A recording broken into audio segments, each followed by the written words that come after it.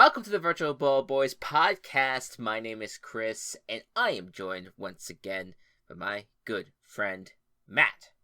The Super Bowl has ended with some confusion, but never fear, 'cause we will break the illusion. You hear our voices when you're sleeping, and you'll hear us say, Virtual Ball Boys are done with the football season.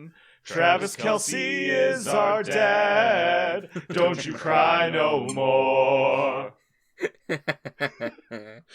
I just love that we get traded to different father figures. Absolutely. Each season, and I think I need to remind myself that that's what's gonna happen, so that way we can market it at the very beginning of the season. It's like, who's gonna be our father? Who will be our father at the end of the year? At the end of the year. I do want to mention I chose Travis Kelce specifically because his name fit better in the song's cadence. Oh, okay, fair enough. I just thought that he had a very he has been the most outspoken of all the outspoken's a good word. Yeah, all the Kansas City Chiefs. So it kind of felt like, oh yes, he is just completely dominating us. And so he is the father figure in this instance. But yeah, there you go. In case you didn't hear, the Kansas City Chiefs won the Super Bowl. Sorry, spoiler alert. No one believed in them. No one believed in them. No one, not a single soul believed in them. But yeah, it is probably the start of what's going to probably be a lot of these. I mean, not even a start. I know they've won once, so it's like but like it started to really feel like, oh no, like the Chiefs are going to just be like a mainstay probably on this stage, which for right now is still fine. Like, it is what it is. I mean, I would love to see more AFC teams get their chance. Yeah. Like next season, if there are two AFC teams that are in the AFC Championship that aren't the Chiefs, it will feel good. Yeah, I agree. But I guess I'm also in like a weird space of like, I don't want another dominating team. I still kind of like Patrick Mahomes a lot, and I like Andy Reid a lot, and I feel like because of that, like they just feel more likable than Bill Belichick and Brady. So I agree with that. So I think that's kind of why I'm like, all right, like they could have. I'm glad that they both got their second title, a third title, and it's like, all right, yeah, this might get a little exhausting, but we'll see. But yeah. It was the Super Bowl, so we're going to talk about that game. We have a lot of different things that we need to recap from the past week, including the NFL Honors results and everything that happened there. We also have a bunch of news to talk about. We're just really, this is all the recap. This is just a recap episode, kind of putting a nice old, is it a bun? Nice little like bow, right? It's bow. Nice little bow on everything that we've done for the regular season, the Virtual Ball Boys. Because it isn't technically our season finale. Like, that's usually at the end of August, going into a new season. But like this is the end of like weekly episodes. It's the end of us talking about football being played on a field for a good while, and then as we transition to doing more off-season stuff, including Virtual Ball Boys Football League, which we'll talk about a little bit at the end of the show. But Matt, we'll start with the Super Bowl, the game itself, because I think that regardless of and we'll get to it, but like I think that. Overall, I think it was a great game. I think it was a lot of fun to watch. It had you at the edge of your seat, and I don't think it goes down as an all-timer, but it is definitely it kind of reminded me of last year's game a bit. I think maybe last year's game was a little bit better because it did have like that big time moment of Joe Burrow trying to get down to trying to move the Bengals down the field, and then Aaron Donald coming in with the sack, and that was like a very cool moment for the Super Bowl. I don't think the Super Bowl had that moment, that all things considered, but it was still a lot of fun. So the game started out with back-to-back touchdowns from both teams. And so it started out fun, and then all of a sudden, the Eagles had a really rough second possession. The Chiefs then tried to take advantage of that, but when they were stopped on fourth down, they went for a field goal, and they missed it, and that opened the doors for the Eagles to get a nice touchdown. I believe that was the touchdown that was thrown to A.J. Brown. I believe you're right, yeah. Which is an incredible play by A.J. Brown, but not an amazing throw by Jalen Hurts, but just the way that A.J. Brown was able to adjust and get that touchdown was incredible. That put them into the lead. And then it was, if the Chiefs then punted, and it felt like, all right, well then now the Eagles might begin to run up the score a bit, but then 6 plays into, or at least 5 plays into the Eagles' next possession, they fumbled the ball, and the Chiefs, Nick Bolton, picked it up and ran it in for a touchdown, and so then the score was tied. That didn't stop the Eagles from getting another touchdown on their next possession, and a field goal, which then put them up 24-14. I forget, was it in the first quarter when they had a long review about one of the catches?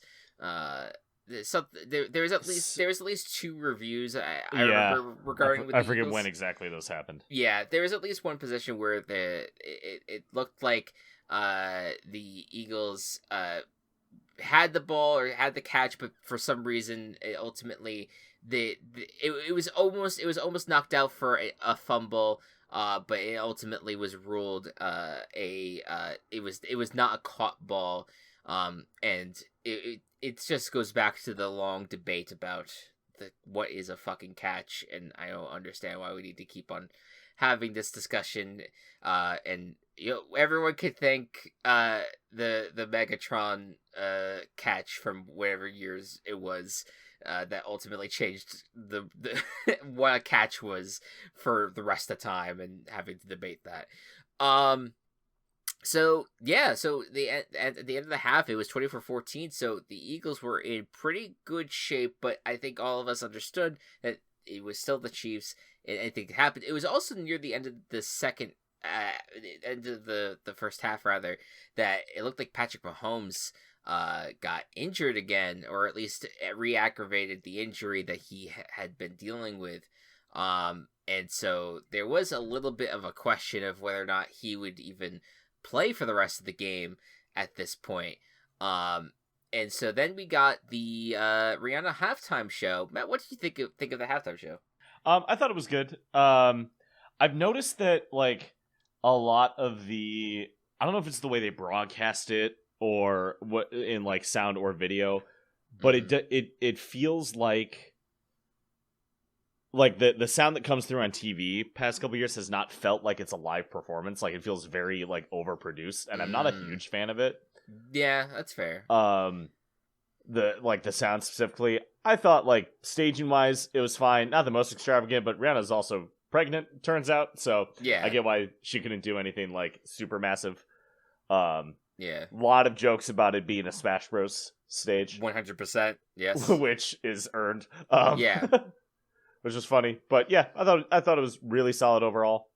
Yeah. But didn't light the world on fire like other recent pastime shows. Yeah, past halftime, Jesus Christ. Yeah, I think it was a good halftime show. I didn't think it was like incredible, but it was I said it on Twitter, but like, I realized I like a lot more of Rihanna's songs than I thought.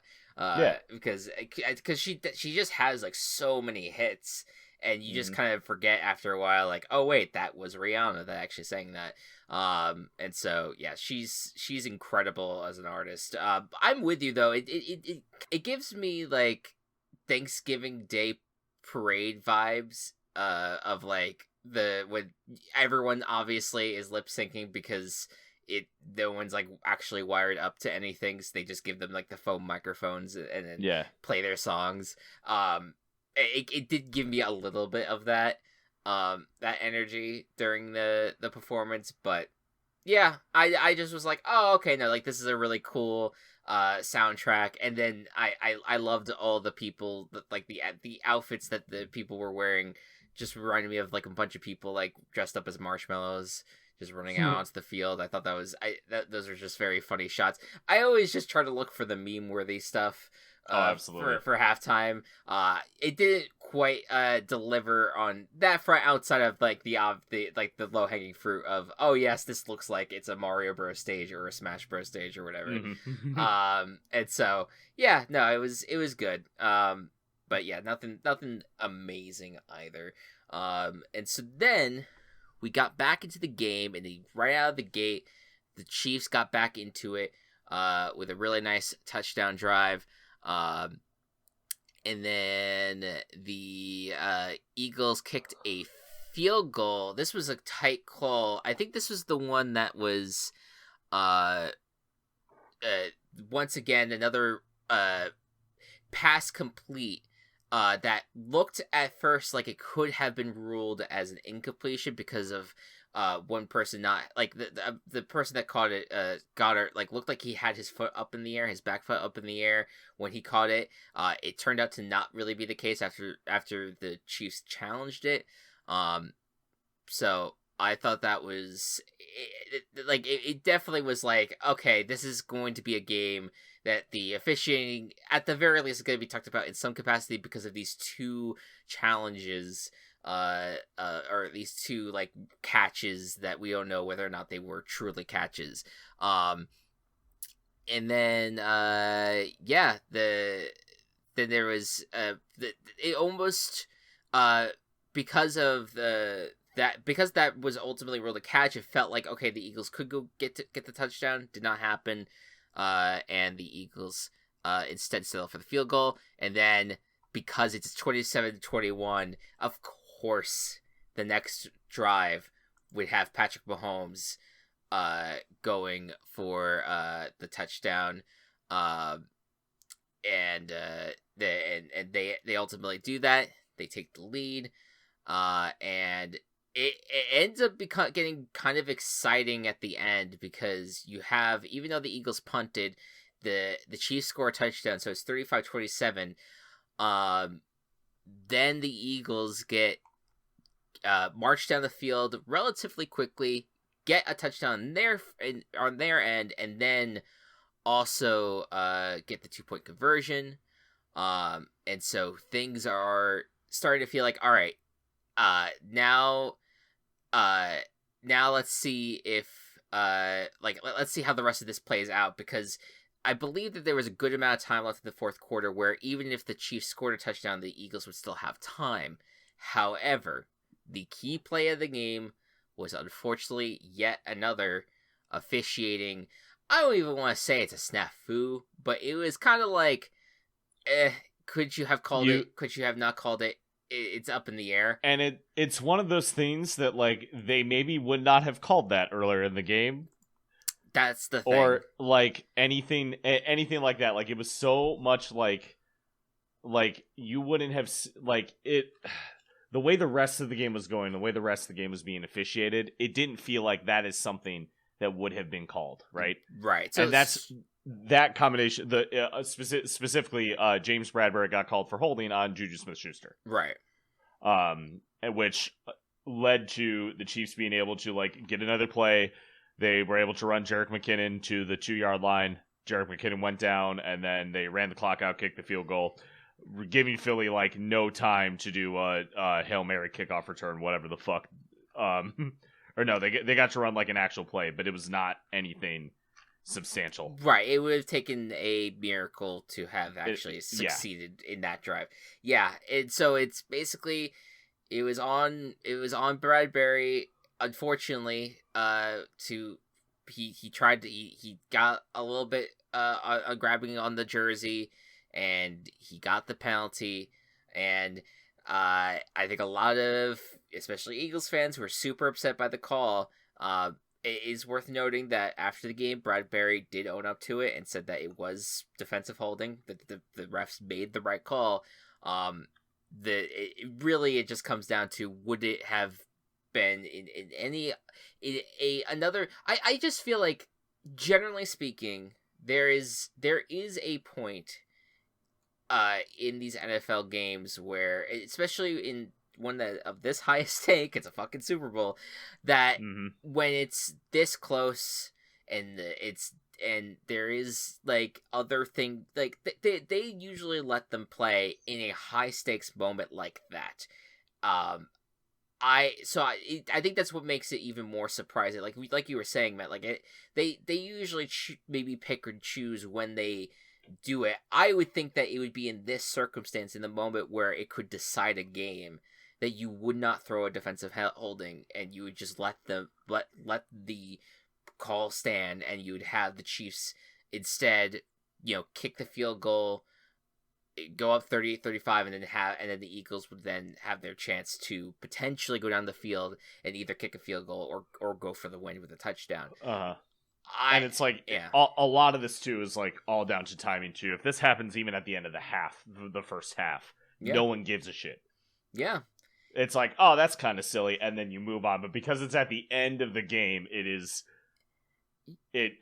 feels worse, right? It feels worse to watch, and especially especially if you're rooting for the Eagles, I think both of us were. Sure.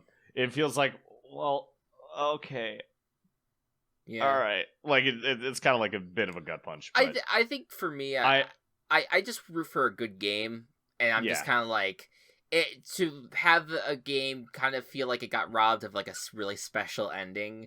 I think that's the bummer of it. And I granted, like, and I said this on I streamed that night, and I said it then, but I'll say it again. Like, I think that there is so many games that end this way in the regular season, that we look at that penalty that happened, and there would be some people that would be upset about it, but overall, we understand, like, okay, no, that is the right call, and that player did screw over their team, but that is one game in the regular season.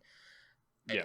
When it happens on this big a stage, it's like, man, couldn't they just have kept the laundry in their pocket? Like, couldn't they just have let it play out? That's the only thing.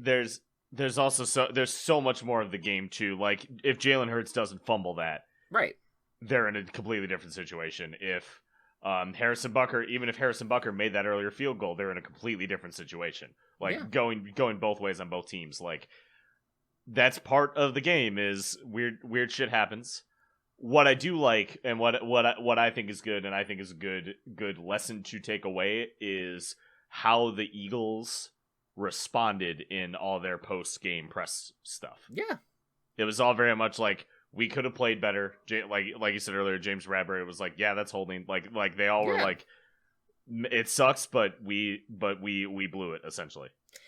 And that's my argument for all of these times when we've had officiating issues, which are going to be are just a thing in the NFL. You have to understand that there is going to be this random side to the NFL where the refs could easily decide a game, and that's just how it is, and it sucks, but it's just how it goes. But my argument is that also, like, yes, you could have these crucial moments where a call from a ref, or a lack thereof, could decide the outcome, but at the same time, there is a gray area to be had where there is so many things that lead to a final score being what it is, that even though, yes, you could put the spotlight on, like, oh yeah, the officiating sucks, like, it's also, the Eagles completely, like, their number one defense completely shut the bed in the second half. Like, they completely allowed the Chiefs to come back.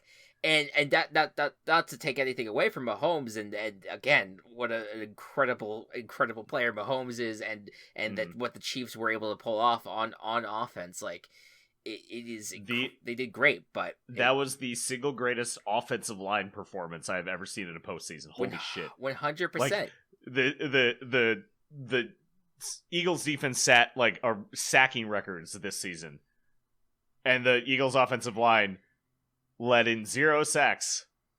Yeah, you can't stop that, right? no, it's insane. Yeah. Like they just played so damn well in the second half. Patrick Mahomes deserves all the flowers, and again, Travis Kelce is like a cheat code for this team. Like, I mean, I know for a while it was having Tyreek Hill there as well, but even just having him has just been so valuable to them. And the weapons that they do have alongside it, it has worked out in their favor as well. I don't want it to get lost though that I also think Jalen Hurts had like just one of the best Super Bowl performances that you can ever ask for in a losing effort. Had an incredible performance, especially with all the talk about how the Eagles played it that like they blew out their 2 opponents, so everyone was like, oh yeah, they haven't really been tested, which I would also say. First of all, fine. Fuck that notion, like, all the way, like, out of here. The Eagles are not the fucking Vikings. So,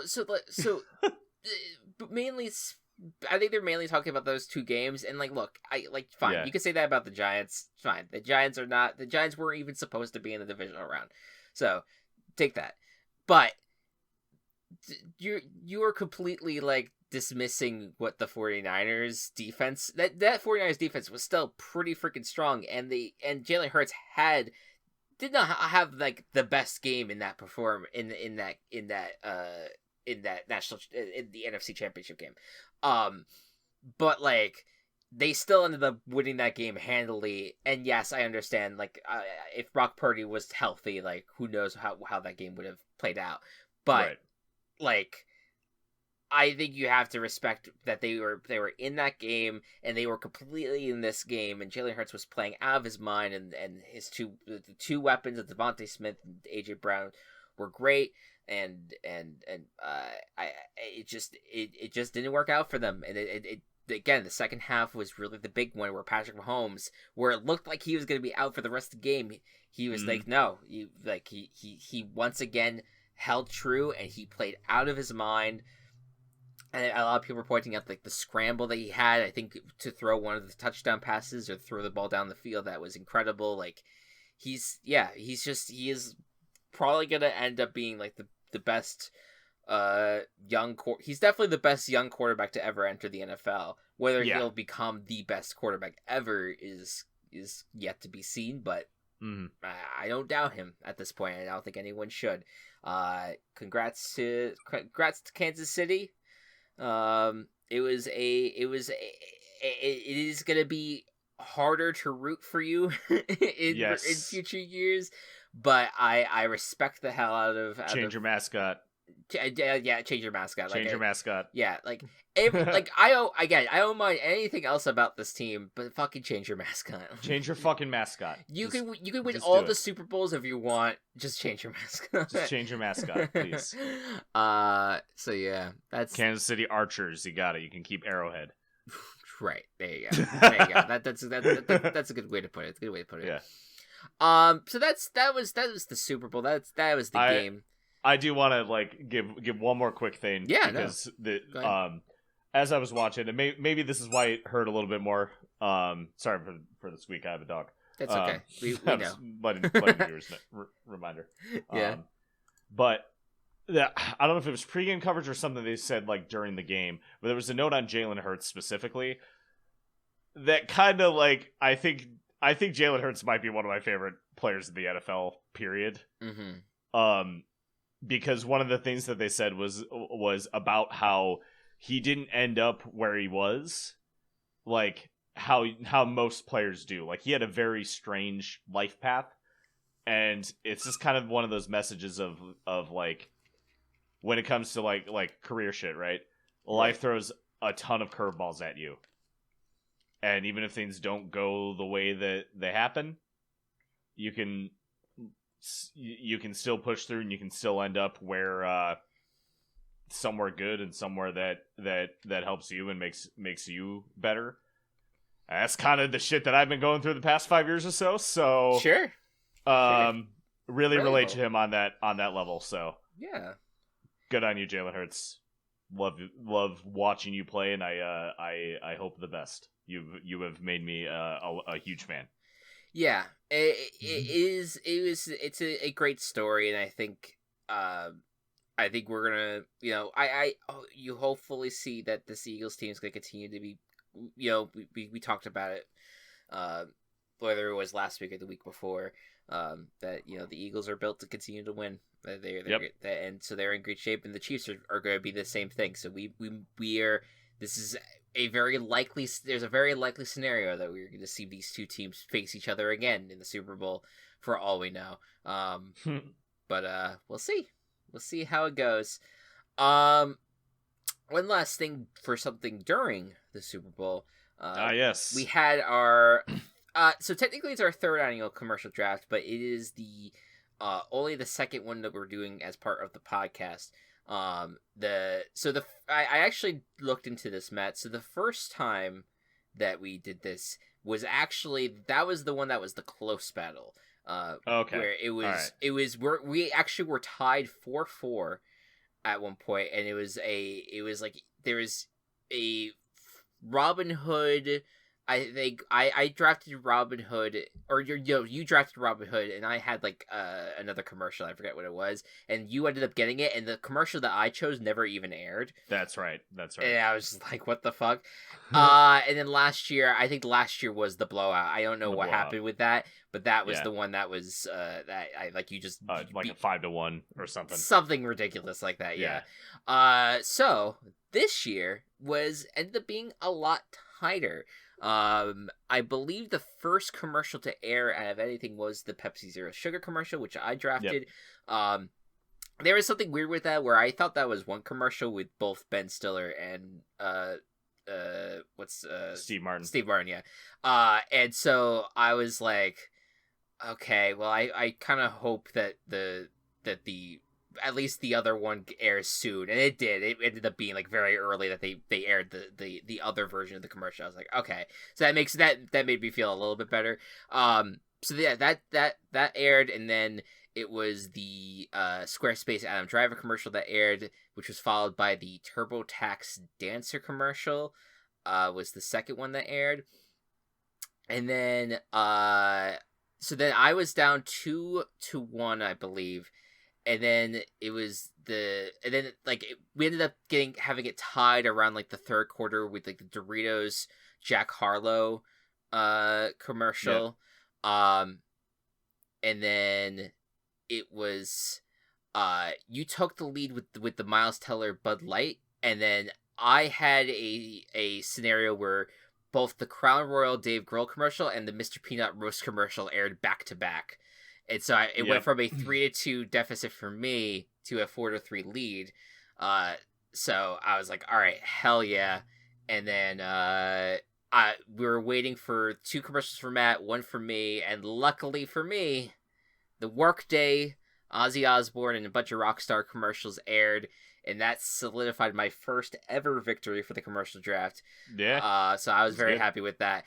But it's worth noting that later in the game, both the T-Mobile commercial with John Travolta and the Skechers commercial with Snoop Dogg also aired back to back to each other. Also back to back, just like when Snoop Dogg came on, I was like, well. Yeah, it made me at least happy that all the commercials aired. I was thinking about like what happened to me the few years back, where I was just like, wait, the commercial I drafted didn't even show up on the TV. But but yes, I'm super pumped that I got the victory, and let me tell you, Matt, this has become one of my favorite parts of the Super Bowl. I think, it's great, and the commercials were better this year. Still not great. Sure, better overall. What was your favorite? Certainly not the Eminem commercial. I'll say that. No, that was not awesome. I think there was 2 sad dog commercials that I think were effective in what they're giving off. Certainly the Farmer's Dog commercial Jesus Christ, stop that shit. Completely destroyed me. Yeah. So in that sense, I thought those were good. I forget if there was one that like really made me laugh. I'm gonna have to like revisit it. There were some that were just so off the wall, unhinged. Because if I wasn't around yeah. my parents for the avocados from Mexico one, yeah, where everyone was nude, yeah, I think I would have liked that one a lot more. Yeah, no, that was a weird one. That was like an interesting route to go down. Yeah. I I don't know, like I feel like the Ben Stiller, Steve Martin ones were kind of funny. Like they were not like outlandishly funny, but I was just like, oh, like I like both of those actors generally, and so I feel like it's nice seeing them like do like oh, they're in all these different movie scenes and stuff. So I thought that kind of worked out. Yeah, I right now I can't really think if there was one that stood. Was there? Do you have one that stood out to you the most? The Sarah McLachlan one was pretty good. Oh yes, I forgot about that one. Yeah. Yeah. That's the problem with some ads is that like, oh, it's the Sarah McLachlan one. Can't fucking tell you what the product was. I think it was Busch Light. Don't know for sure. Ineffectual as an advertisement, I guess. Yeah. I was like the NFL commercial that they had for the flag football. Oh yes, no, that's the answer actually. Yeah, that's my answer. That was that was pretty good. I think for it didn't work for my house as much because I think a lot of people were, like the moment that I think it was Devontae Adams was in the bird suit. Was it Devontae Adams? It was Devontae Adams. Yeah. But like the moment that he was revealed, everyone was like, "Who is that?" And I was just like, "It's another football player. They're all football players." Sauce Adams was eating Wayne's, or yes. Sauce Gardner. Yeah, he was with the sauce with Jalen Ramsey. Yeah, I liked Aiden Hutchinson and I think it's Cameron Hayward that was with him. I thought that was funny. I actually kind of enjoyed the T-Mobile commercial with the Scrubs people and John Travolta. I thought that was funny. I think it's cool. I fucking hate that song. Really? Okay. So the music itself very fucking catchy. Yeah. The guy's part, like the actual song, the guy's part is really rapey. Oh yeah, that's true. I forgot about that. Like uncomfortable. Mm-hmm. The Uber One commercial with Diddy I felt like went on for way too long. Yes. I felt like that one was just like, all right, we get it. Like he's doing jingles even though he said he wouldn't do jingles. So he's just doing songs, right? Yeah, it was weird. And then there was also I can't believe they did a fucking Clueless commercial in the year of our Lord 2023.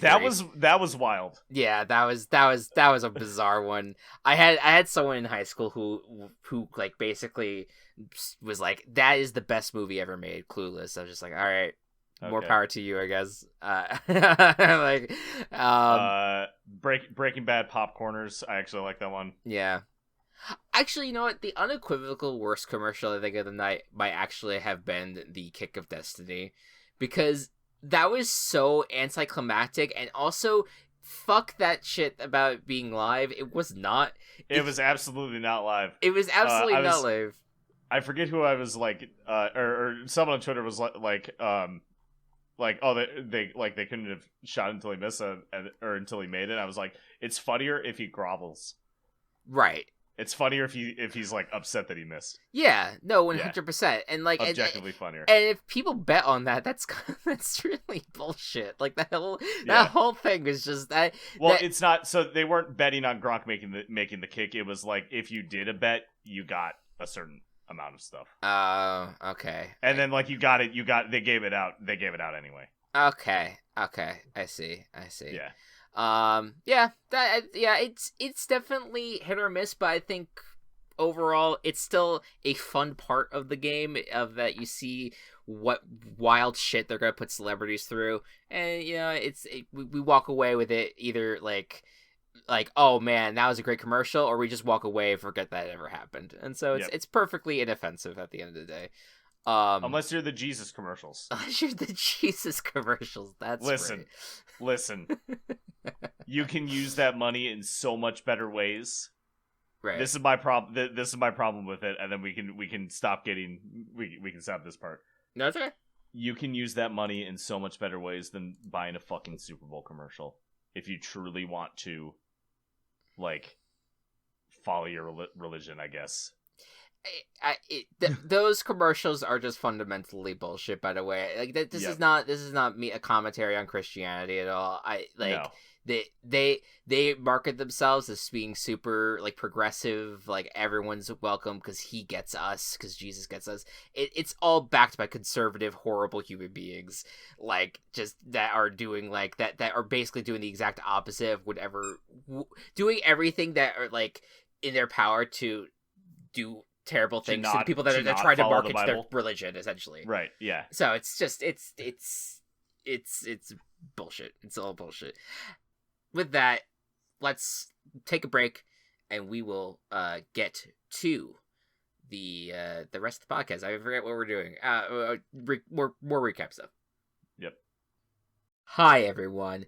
It's Chris and I'm back once again to tell you all about Anchor. Anchor by Spotify has actually been the tool of choice for Team Chaos Productions since the moment we decided to get into podcasting. And the biggest reason for this is it's the easiest way to make a podcast with everything you need all in one place. Anchor has tools that allow you to record and edit your podcast right from your computer or even your phone. When hosting on Anchor, you can distribute your podcast on listening platforms like Spotify, but also Apple Podcasts and many more. And best of all, Anchor is free. You do not need to worry about any features being locked out to you. You can get it all if you just download the Anchor app or go to anchor.fm to get started. It's everything you need to make a podcast in one place. Happy podcasting. Sick of talking about video games with people who just want to be toxic? Me too. So join us over at the Gaming Coop. We come together each month to talk about what we love about video games. Discussion topics range from our favorite soundtracks to the best relationships between characters. We also have some fun segments in which we play some trivia or build our school of gaming. Find us on Anchor or wherever you listen to your podcasts. Game on! All right, we're back.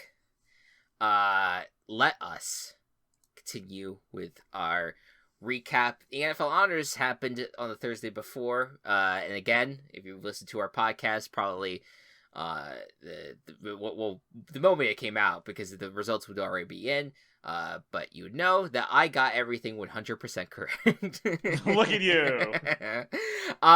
So let's go through it. The MVP, of course, ended up being Patrick Mahomes.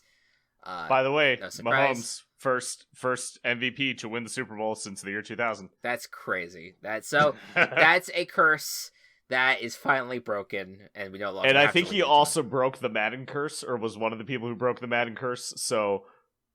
Oh yeah. That's wild. That Madden curse has kind of. I feel like there's been a handful of things that I think Brady might have been the other one that that broke it. Yeah, that's a weird one.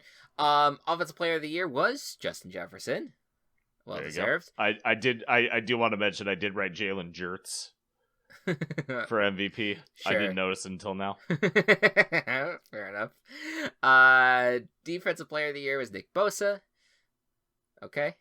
Offensive Rookie of the Year is Garrett Wilson, and defensive Jets. Defensive Rookie of the Year is Sauce Gardner. So Jets Saucy. had a very good haul, as we expected. Once we came out, we all kind of came out of that draft being like, man, the Jets did a really good job drafting, and it proved.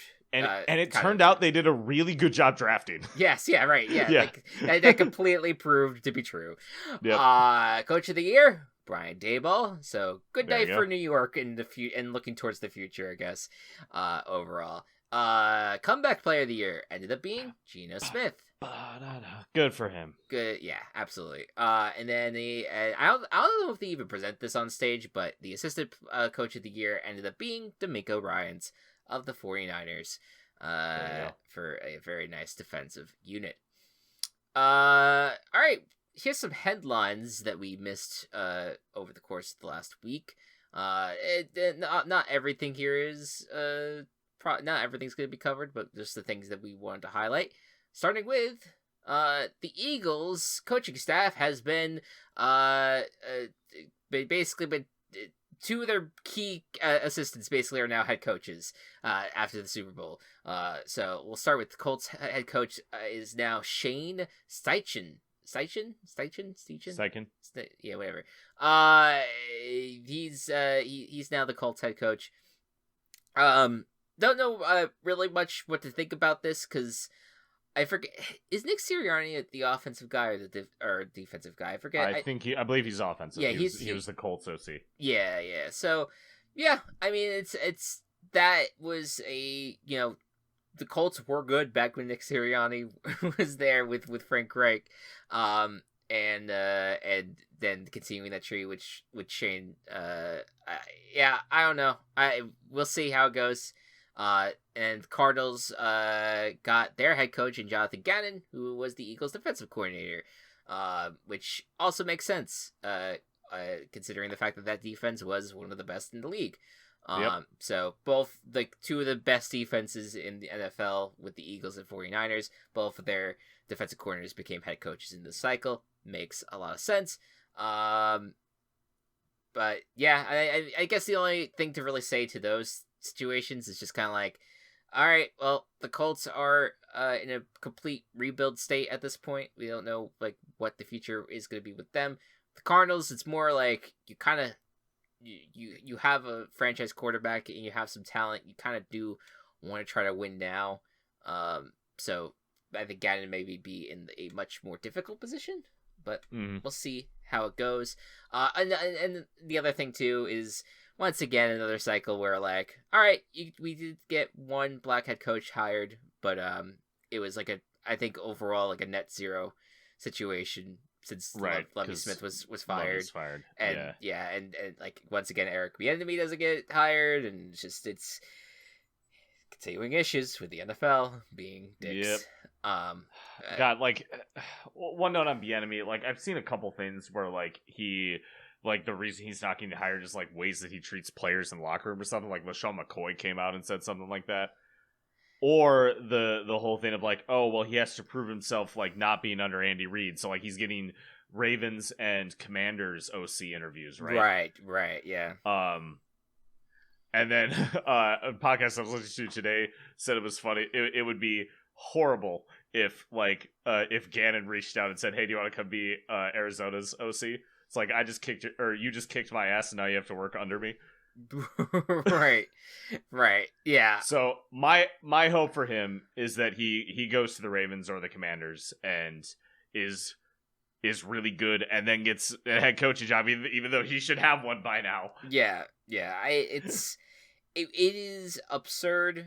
That it is taking this long. There's so many excuses. There's even people go back to a incident that happened where he got arrested for something back when he was on the Colorado coaching staff, I want to say, and that was I don't know, years ago at this point. Granted, I don't know, I forget what the specific details were involved, so it might be that it was something that was really bad, but who hasn't got arrested in the 90s, Sure. That's a way to put it. No, it's just right now. I think that we can just. Everyone has baggage, and it just doesn't really make sense why this guy has just baggage hanging over him constantly. It just feels weird unless something does eventually come out that is really damning, but it's just that has not really come to the surface as of yet.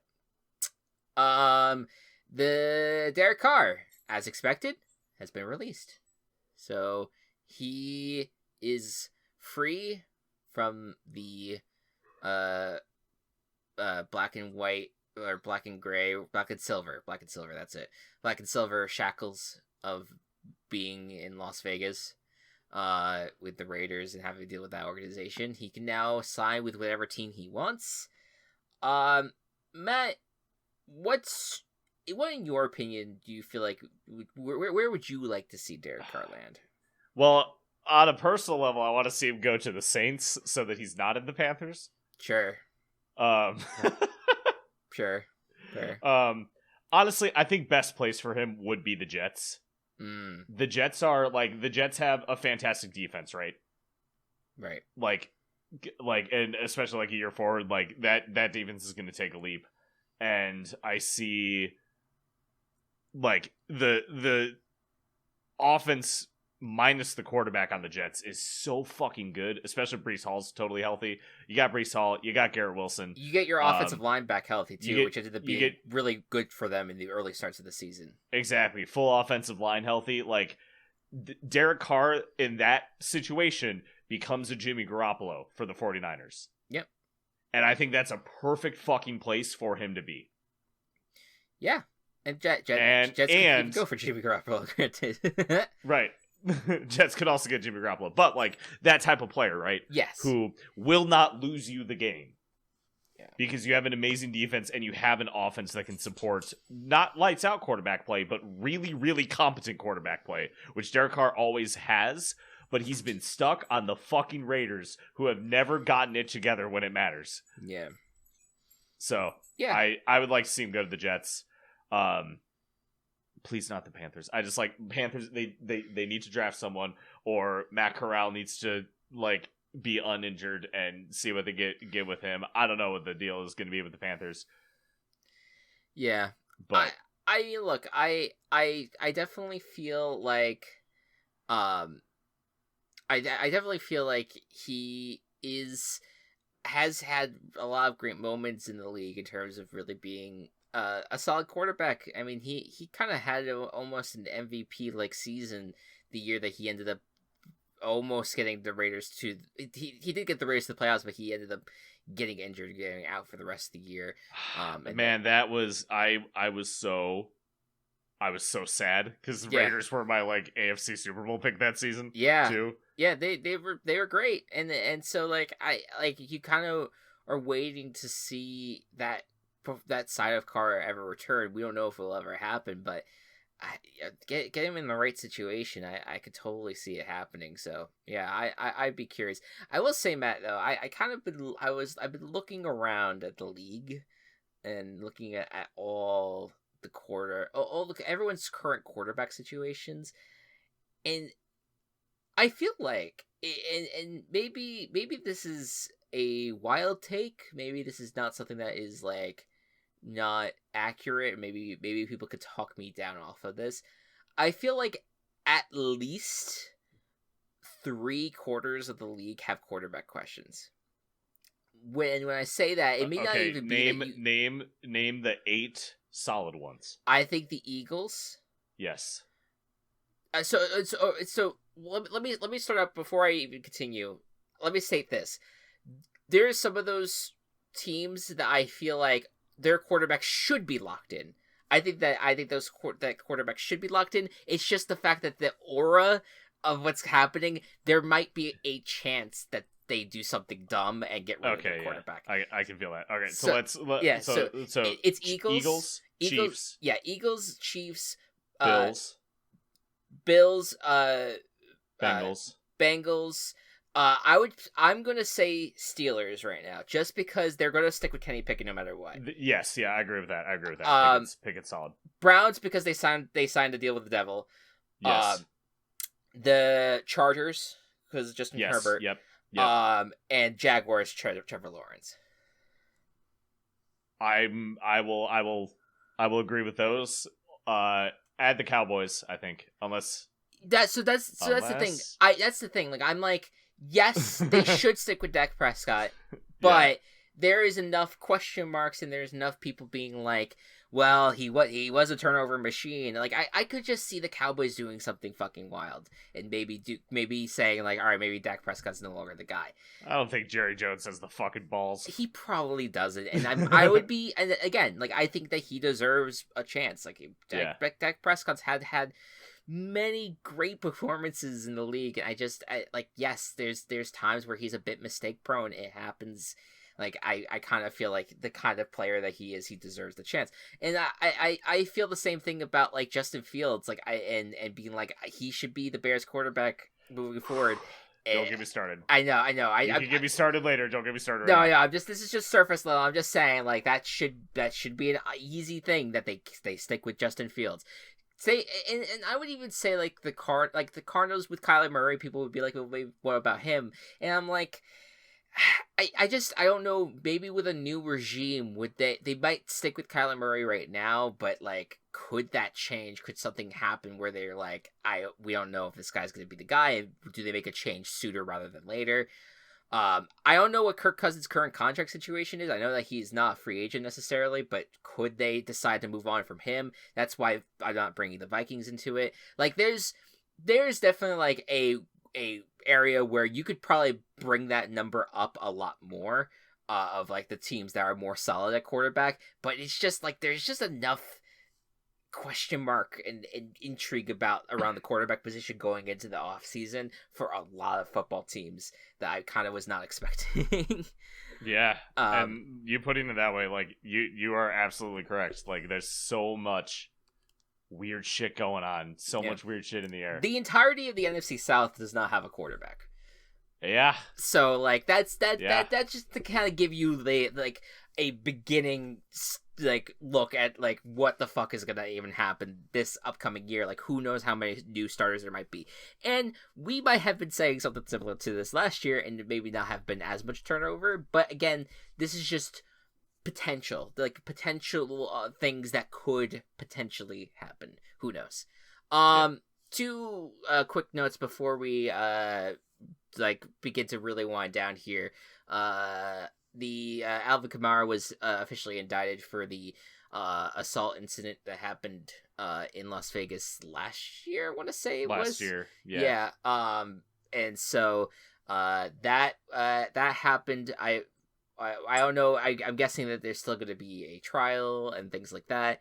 But that's an update on that particular case.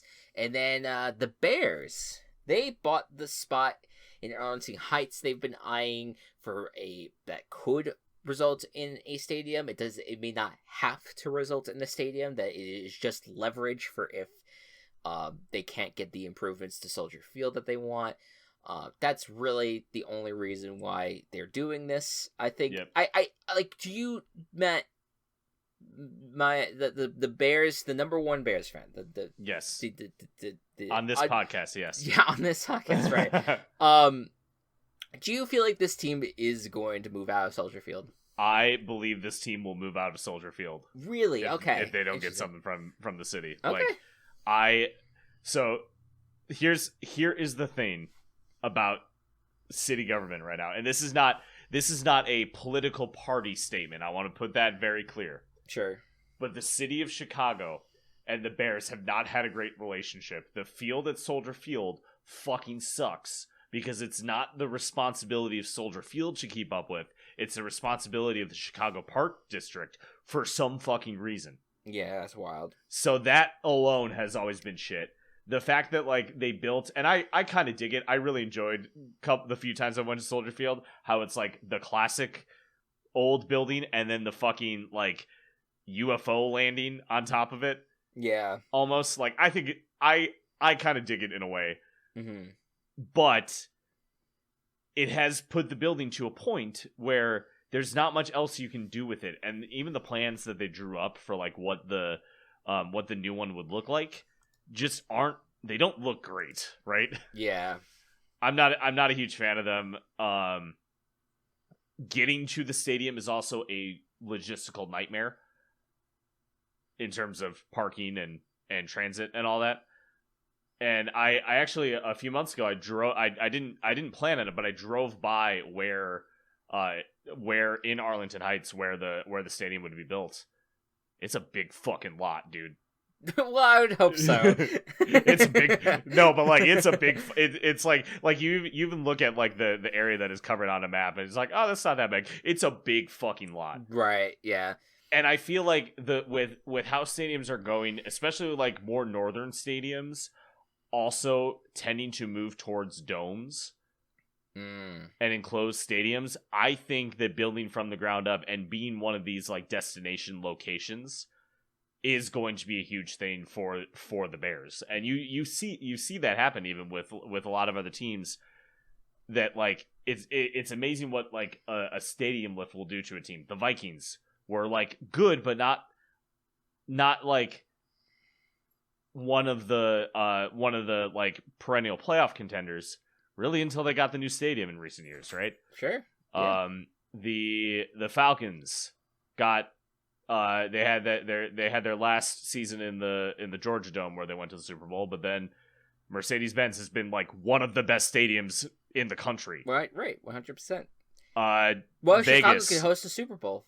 Chicago can host a Super Bowl if that happens too. Vegas exists. They're still sucking, but that's a Josh McDaniels problem, not a new stadium problem. Sure.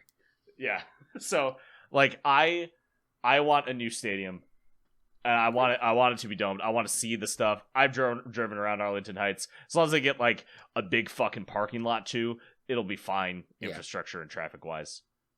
Okay, you've convinced me. You've convinced me. I came into this like a little skeptical because I'm like, they're just doing this for leverage. They're gonna stay at Soldier Field, but they're like, no, all right. And they might be doing that, right? Yeah.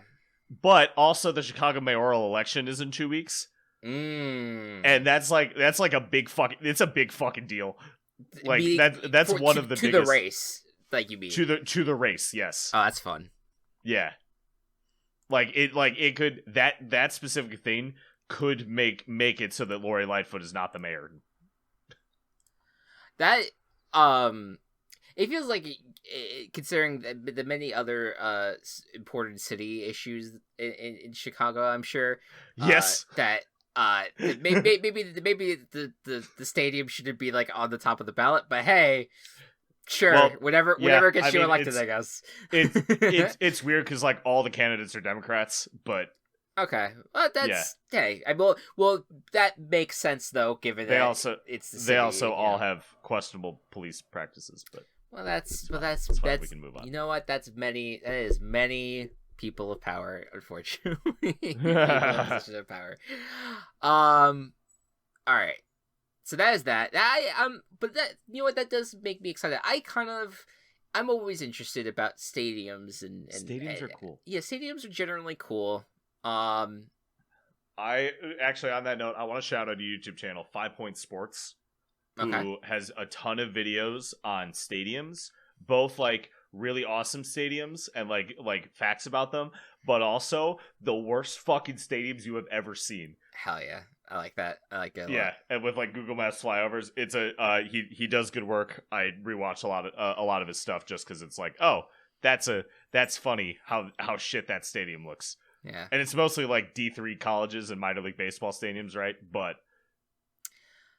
still fun. I want to add one more news items real quick. Please. We move on.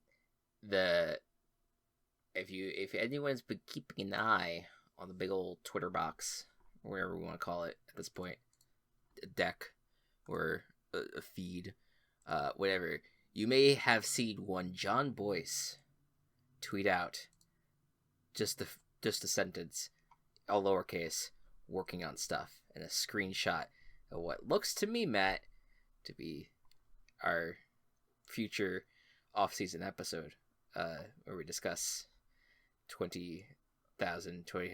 What was it? 20,000. What's the sequel? This would be 20,021. However, this does look a lot more similar. I'm looking at it now. Looks a lot more similar to a Dorktown thing. Oh, all right. What he would do for Dorktown, but who knows? If it was a map of the country, I would say. Yeah. It's what we're looking for.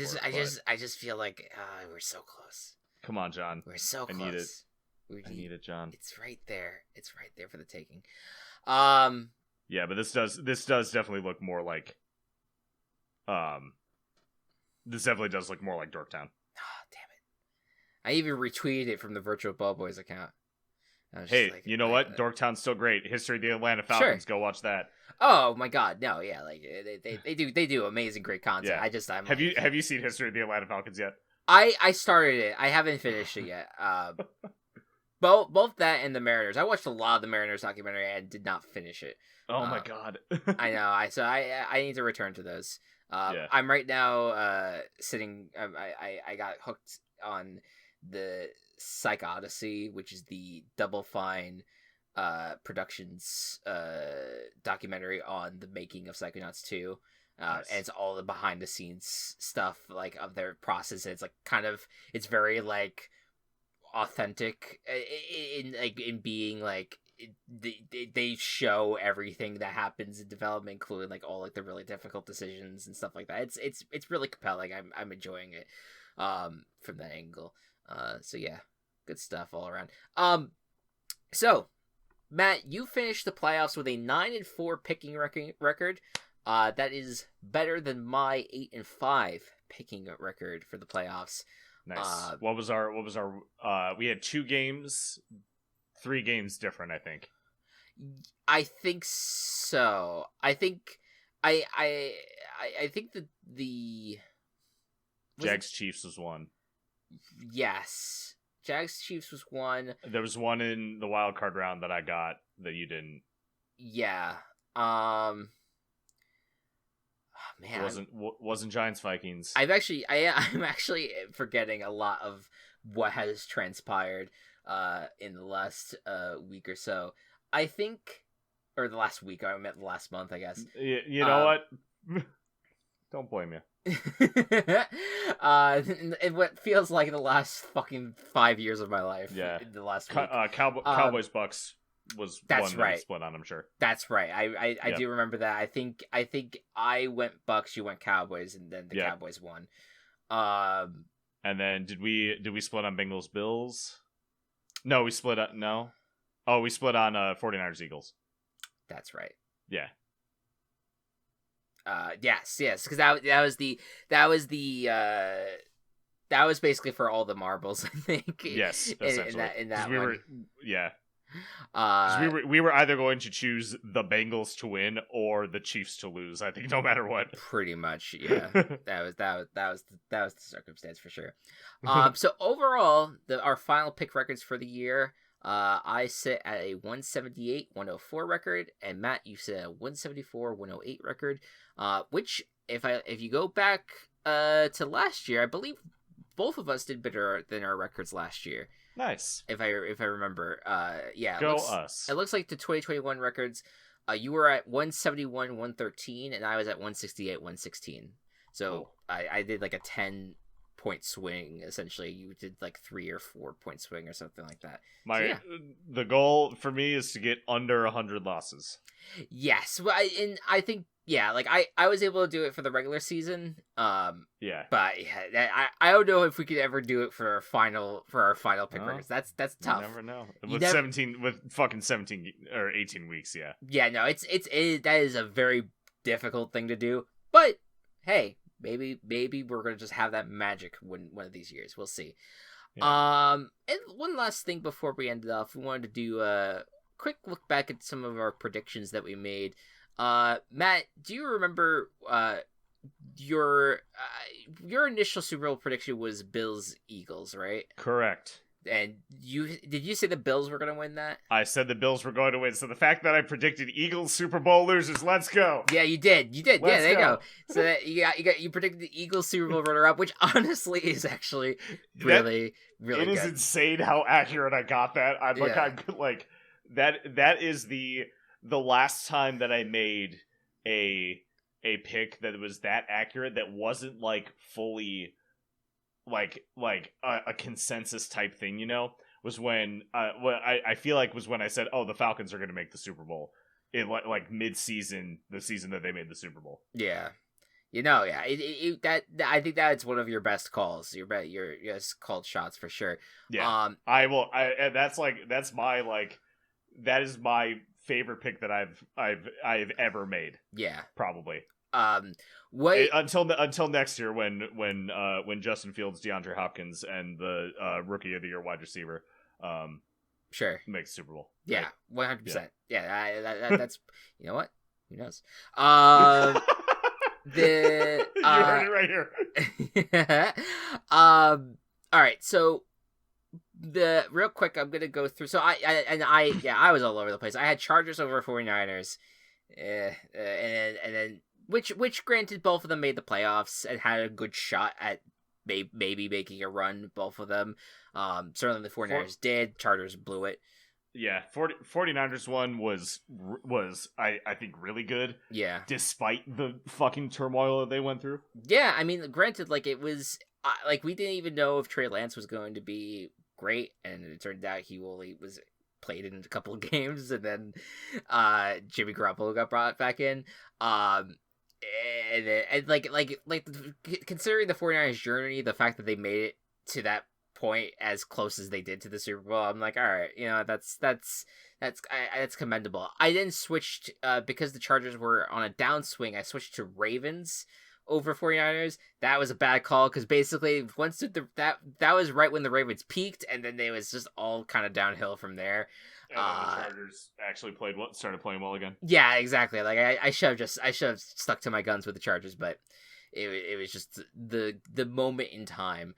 And then the chaos predict. I did a chaos prediction for a Super Bowl where I did Jets over Seahawks. That was a me thing. I don't think that was that wasn't a both of us thing. I was just like, let me just throw this one out there. Turns out Jets didn't make the playoffs. Seahawks got bounced in the first round. So it just happens. It happens. What do you have your preseason predictions for the NFC and AFC? I do. Let me hear it. All right, so playoff teams. Oh no. Oh no. Hit me with it. Hit me. All right, 1 seed Rams. Yeah. 2 seed Vikings. Sure. Mm-hmm. All right, I'll take that one. Hey, actually, got that one. That was close. 3 seed New Orleans. Nope. No. 4th seed Philly. I had Philly winning the division. I didn't think that the NFC East would be the best division in football, though. So right. But who could have? Yeah. 5th Tampa Bay, they got in. 6th San Francisco, they got in. Yeah.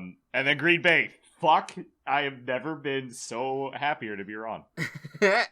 Yeah, mine's not much better. I had the Rams at 1, Bucks at 2, Packers at 3. Like that's just 1, 2, 3. Yeah, that is not great. Yeah. 4 Eagles though. I did have the Eagles as a division winner at least. I had the 49ers as the 5th seed, the Saints as the 6th seed, and then the Lions as the 7th seed. And that what could have been? What could have fucking been with the Lions? AFC, I had the Bills at 1, not crazy. Ravens at 2, and they made it at least. Chargers at 3, same. And Jaguars 4. I had Colts at 4. Yeah, Jaguars. Jaguars is like my favorite of your called shots. Yes, that was a great called shot. The 5th seed was the Chiefs. Oh, how wrong I was. I had the Colts at least as a 6th seed, so at least I'm with you there where I thought the Colts were going to be much better. And then the 7th seed was the Bengals. I think the only team that we did not have on the AFC that I didn't have on the AFC side was the actually, who did I not have? Did you not have the Dolphins? Oh shit! I forgot the Dolphins were even in the playoffs. They were in the playoffs. That's Chris. That is wild. By the way, the Dolphins made the playoffs this year. That is wild to me. What was the end of your AFC? Because I know you I was the dumbass that put the entire AFC West in there. Oh, that's right. KC, Denver, Las Vegas. Oh no. Again, given everything that we knew, what did feel impossible at that point. But boy howdy, where's it a crash and burn situation for both the Broncos and Raiders in that sense. All right, now for the midseason stuff. I was gonna ask you, did you have a preseason awards list? Did you have? I did. Yes. Can I just say the accurate ones? Sure, go ahead. My offensive player of the year was Justin Jefferson. Excellent, cool. That was the only one. I will. You know what? I will say two that did come close. I did have D point Micah Parsons, and I had comeback player Christian McCaffrey. Yeah. So he was close. Yeah, I have no shame. I wrote Offensive Rookie of the Year Malik Willis. I was like, why not? And I said Defensive Rookie of the Year Kayvon Thibodeau. I also said that. He popped off later in the year, but like it was not. There was better choices. My coldest take, I believe, would be head coach Brandon Staley. Coach of the Year. Oh yeah, I Yeah. I mean yeah, he brought the team to the playoffs. I guess I had Dan Campbell, and I think he was he could have been in the conversation for Coach of the Year Next year. but Next year. probably maybe next year. That Lions Bears rivalry is about to pop the fuck off. Please, I want that's it to the so NFC bad. Championship bucket. That's the NFC Championship next year. Is the Bears Chris, Lions. Chris, I would be so happy and so terrified at the same time. Bears Lions in the NFC Championship game. Oh my god, that defies all logic. All right, Bears Lions on one side, and then fucking Jaguars Chargers on the other side. Yeah. What a fucking horrible matchup 3 years ago. Right. Yeah, no. It was brutal. I do want to say our game over segment that we had this year, we went 8 for 8. Hey. I think after replacing teams here and there, the final group was the Texans, Panthers, Bears, Cardinals, Broncos, Colts, Rams, Packers, and all of them missed. Oh, we got real close with the Packers. We got real close with the Packers. Last game of the regular season close. But we did it. We pulled it off. Holy hell. All right, so you want to do mid-season now, right? Sure. Because I got all the NFC teams right, just wrong seeding. Same here. Yeah. The only seeding I ended up getting wrong was the Giants ended up being the 6th seed, Seahawks the 7th seed. I had the Seahawks as the 6th seed, Giants the 7th seed. Everyone else I got the seeding right with. I had the Seahawks winning the division, and that was my wrong one. Oh, okay. Yeah. Yeah. AFC side, I had Tennessee winning their division. They did not. Yep, I had Baltimore winning their division. I should have. The Jaguars were in rough shape at midseason, but I should have just stuck to my guns and kept the Jaguars there. But I went with the Titans. You couldn't have known the Texans were going to go on that bad of a losing streak. Though. I know. It was wild. The Titans, yeah. It was miraculous how bad that losing streak was. Actually, that was wild. The Titans, Titans were my 3 seed. Ravens were my 4 seed. So I still did not believe in the Bengals at that point. Yeah. But I had the Bengals as a 6th seed. So the teams I left out were the Chargers and Jags. I left out Chargers and Jags. I had Baltimore, and I also had the Jets in. I also had the Jets in, yeah. Damn. Rest in peace. Goddamn Jets. And then mid-season awards, I think both of us had Jalen Hurts as MVP at this point, right? Yep. Yeah. Offensive Player of the Year, we both had Justin Jefferson. I actually switched to Christian McCaffrey here. Did you? Oh, okay. I did. I thought you stuck through, but that's okay. Fair enough. Defensive Player of the Year, I think we would probably both have Micah Parsons here, right? Yes. Yep. Yeah. All right. Offensive Rookie, who did you have? I actually had Chris Olave. Oh yeah. I thought the Saints were going to be better than they were. No, I had Kenneth Walker III, who was the runner-up. Almost won. Yeah. Defensive Rookie. Sauce. Yeah, I had Sauce as well. Sauce. Coach of the Year. I had Sirianni at this point. I had Dable. Yeah, there you go. I was just like, I could not fucking believe the Giants were as good as they were. So I was just like, I'm gonna give him all the awards, please. And then Comeback Player of the Year. For some reason, I had Travis Etienne, who I don't even think was. No, that's not a bad pick. It's not a bad pick, but I'm surprised I had that pick at midseason. I guess maybe it was just at that point that he was really, really doing well, and I just didn't know who to sub in for him at that point. Yeah, I did have Geno Smith here, so I got. Oh, there you go. Yeah, nice.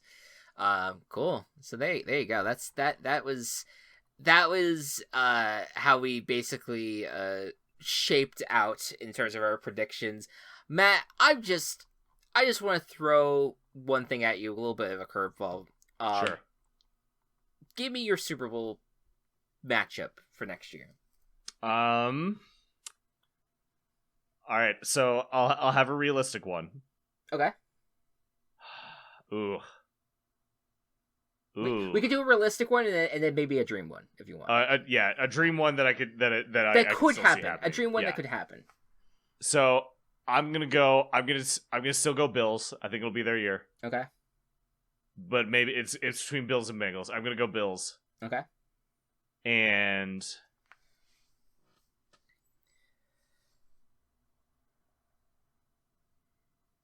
I'm gonna go Bills Cowboys. I think Cowboys will put it together. Okay, cool. No, that won't happen. No, Bills 49ers. Okay, cool.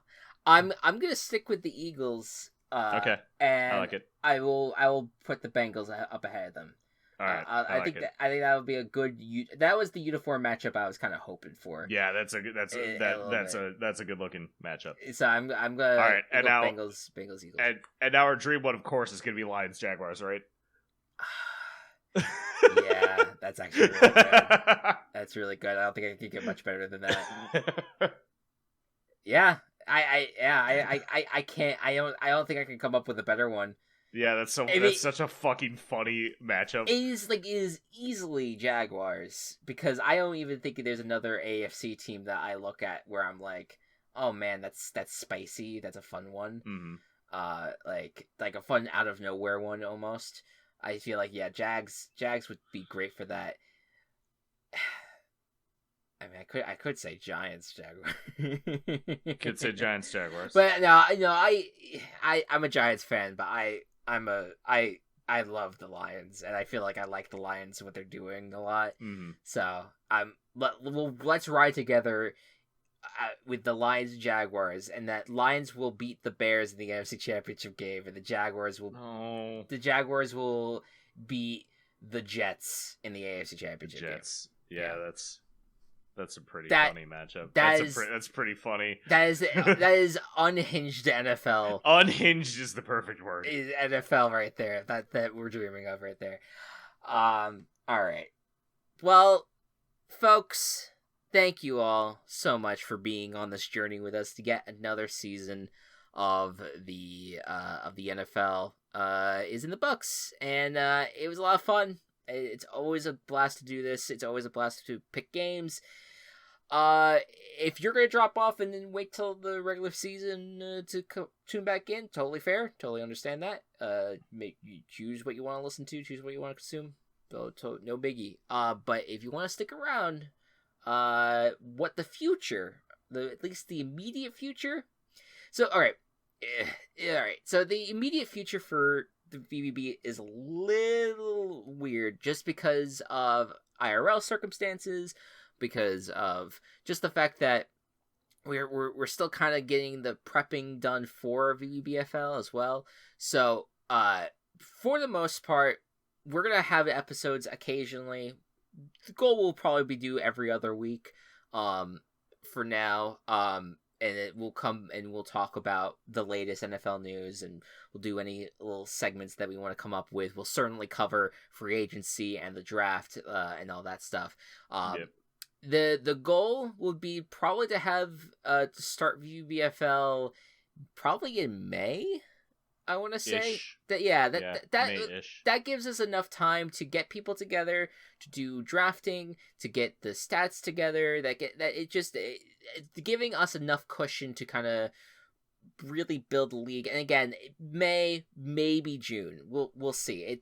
It really depends. But we definitely considering we want to make sure that the season's going to be out of the way of anything involving the NFL. So that's the goal is just to kind of either have it at some point during the summer and then we'll jump back into NFL programming probably around August or whatever, whenever things really start to pick up. But like I said, it's not like we'll still have episodes over the course of the next few weeks. I don't know if there'll be another episode in February, but like definitely a couple in March and definitely a couple in April. We love talking about the draft and free agency. There's a lot of stuff that we enjoy still talking about with the NFL. So you'll definitely get those episodes, and you'll hear from us if there's any updates with the VBBFL that you guys want to hear, especially if you want to tune into us if we end up doing stat stuff on the podcast, and talk about how the I don't know, the team mascot stuff ended up coming out art-wise, anything of that regard, we would love to talk to you guys about. So that's at least what the off-season looks like for Virtual Ball Boys. So we hope you stick around, because it's gonna be a good time. But Matt, any final words, any closing remarks that you'd like to have? Go play Hi-Fi Rush. It's a fucking banger of a game. It's really good. Yeah, it's really fucking good. I'm not beating it. It's literally been like I play one level a day when I get home from work, and it's like it's perfect for that. I'm just 100%. Like, okay, I got 40 minutes. Yeah, let's do a Hi-Fi Rush level. It's fucking great. Really highly recommend. I'm really digging it. Yeah, that was the problem for me at first with that game, where I was playing a lot of it like every single day, and I just was like, no, you know what, I'm getting burnt out. I need to take a few days off. But once you get back into it, it's just like, oh no, it feels so good. It's a game that just feels so good. It's really colorful, really fun, like really fun characters. Very fun characters. It's just it's such a great game.